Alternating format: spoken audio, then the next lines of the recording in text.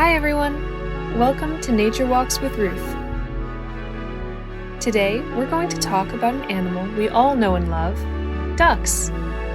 We'll spend some time watching the ducks that live near me and talk about the difference between wild and domesticated animals. Then we'll add a new entry to our field journal. Let's get started. I've been exploring the university that I'll be studying at this fall.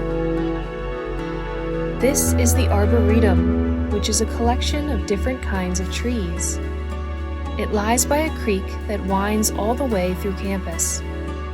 It's shady underneath the many different leaves and limbs, and all kinds of cool creatures call this place home. I found a bachelor group of turkeys resting in the shade, completely unbothered by passerby. I also saw a least bittern, a very small and shy species of heron that was fishing quietly in the creek. I even saw a great blue heron, the least bittern's much larger cousin.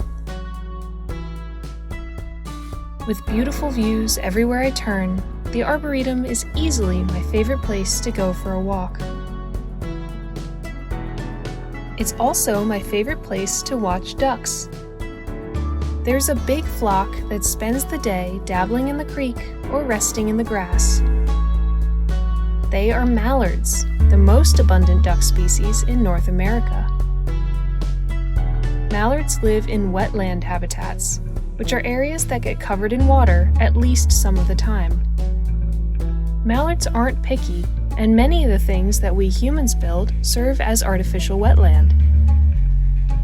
I've seen these ducks in backyard ponds, poking around in parking lots, even sitting in the middle of city streets.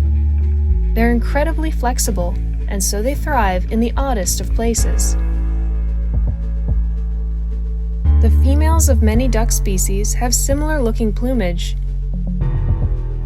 but male mallards are brightly colored and easy to identify. However, I noticed there was a lot more variety in this flock than usual. I was able to get a closer look at this group of ducks in the grass. One of them looked a lot different than the others.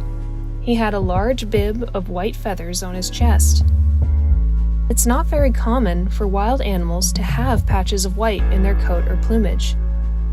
So although these mallards are wild, their feathers give away that somewhere in their family tree was a domesticated mallard. Domesticated means not wild, but rather animals that have been bred by humans, like dogs and cats, or cows, chickens, ducks, and other farm animals. Ducks were domesticated thousands of years ago to be raised for meat and eggs. Sometimes a domesticated duck will get loose, and if it joins a flock of wild mallards and has chicks, those domesticated traits will get passed down to the next generation. This flock is what results from that mixing, a medley of domesticated and wild traits. While I was observing the group, this pair of mallards walked up to me. They stood at my feet, waiting expectantly like a dog does when it wants a treat. This probably means that these ducks have been fed before. They've learned that if they approach humans, they'll sometimes get food. But you shouldn't feed ducks. Their usual diet of plants and insects is much better. Now that we've taken some time to get to know the mallard duck, let's add an entry to our field journal. I started out with the date and the name of the animal that I found. Then I wrote a short description. Mallards are a mid-sized species of dabbling duck, with webbed orange feet and a block of violet feathers on their wings.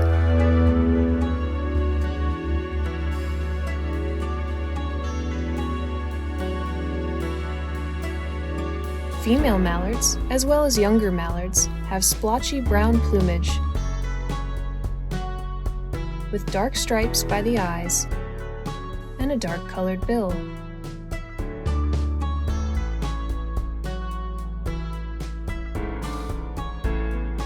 Males have a gray-brown body that's darker on the chest, a white necklace around the neck, a green head, and a yellow-colored bill.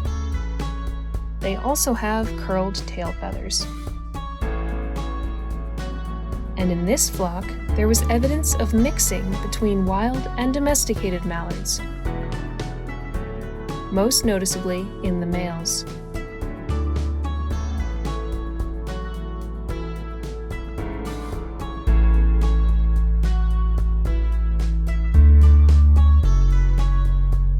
Next, I'll draw a sketch of the mallard ducks. I'll draw one of the mallards that I saw with domesticated plumage, because these differences tell a story about the flock's history. It was about the same size and shape as the other mallards.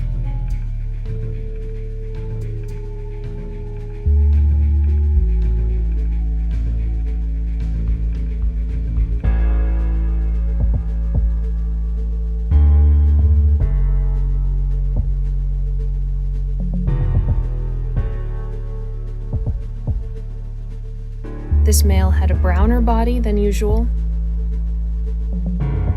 and all white feathers across his chest and up his neck.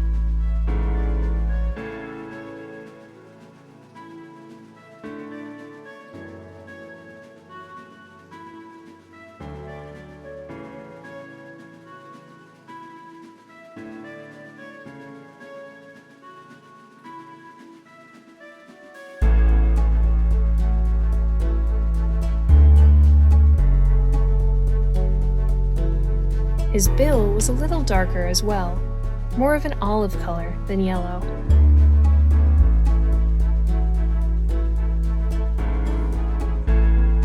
Finally, I'll write down some notes about their behavior. The wild mallards would walk right up to me, expecting to be fed. Domesticated animals are bred to be less afraid of humans, and ducks can learn by observing one another. So I wonder if they're more comfortable around humans because of the flock's mixing with domesticated ducks. I also saw a lot of interaction between the mallards, and I wonder how their patchwork plumage affects their social dynamics.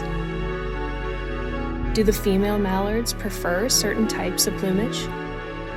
Does it cause confusion in the flock, or does it not matter at all? Some of my own research is going to focus on these kinds of questions.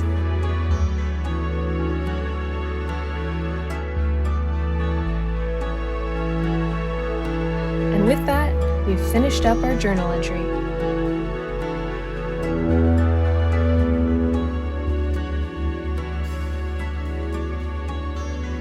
I'm going to keep an eye on these ducks during my walks in the Arboretum. I wonder how the flock will change over time.